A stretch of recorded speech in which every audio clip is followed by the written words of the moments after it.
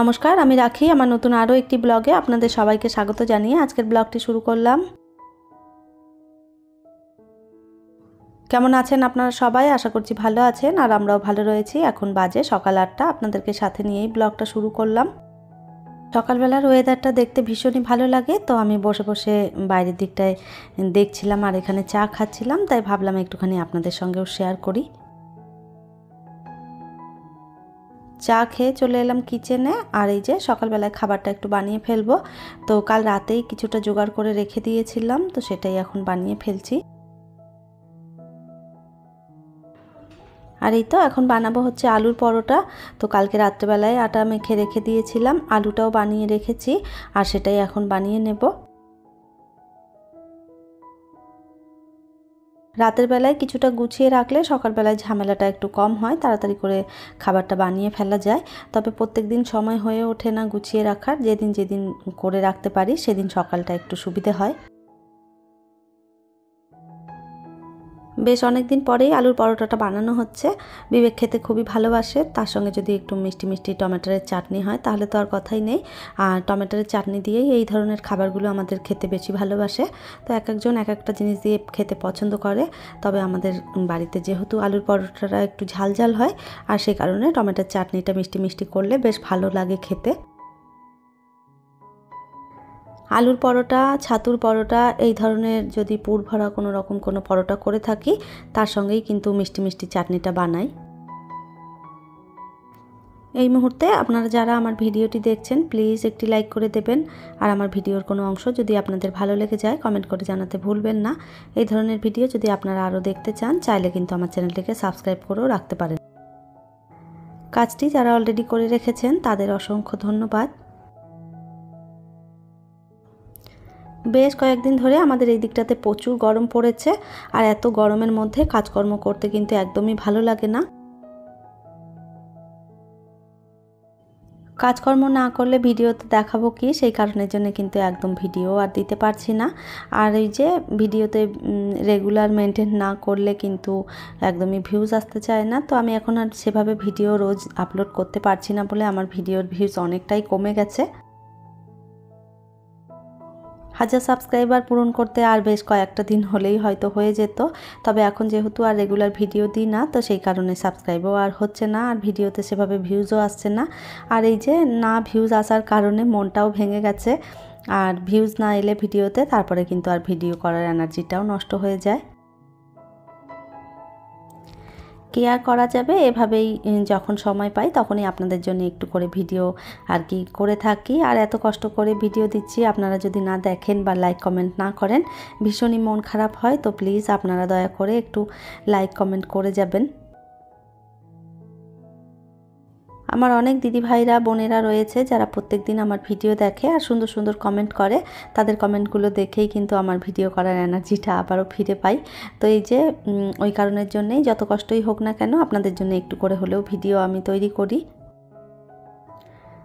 আর এই তো আপনাদের সঙ্গে গল্প করতে করতে আমার খাবারটাও হয়ে গেছে কমপ্লিট, আর এখানে আমার হাজব্যান্ডকে খেতে দিয়ে দিলাম।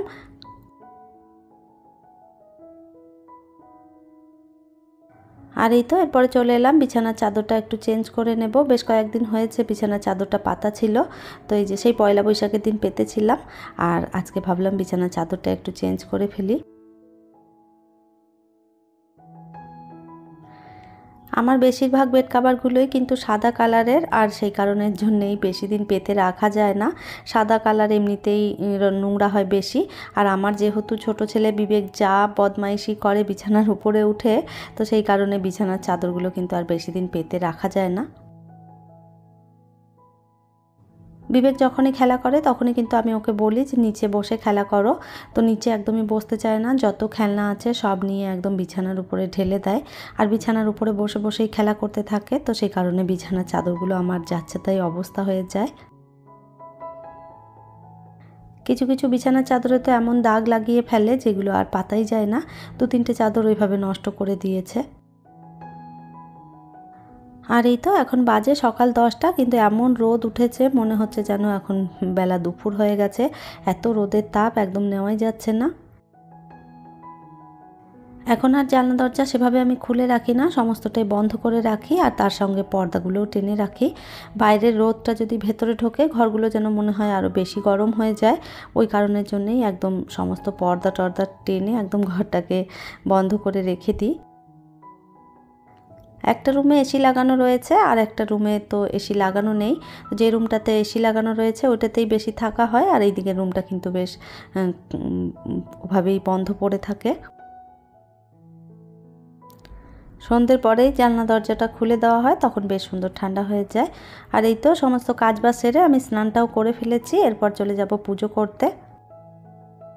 পুজোটা করে নিয়ে ভেবেছি একটু বাজার দিকে বেরোবো, কিছু জিনিস কেনার রয়েছে। আজ আর দুপুরবেলায় রান্না করব না, কাল রাত্রেবেলার অনেকটাই ভাত রয়ে গেছে, সেটাই আজকে আমি আর বিবেক দুজনে খেয়ে নেব। ভাত তরকারি সমস্তটাই রয়েছে। আমার বাপের বাড়ির ওইখানটাতে পুজো হয়েছিল, তো সেখান থেকে এক টিফিন খিচুড়ি মা পাঠিয়েছিল। তো রাত্রেবেলা আমরা খিচুড়ি খেয়েছি, তো সেই কারণে আর কেউ খাবার খায়নি, আর সমস্ত খাবারটাই বেঁচে গেছে। আমি আর বিবেক দুজনে ওটাই খেয়ে নেব।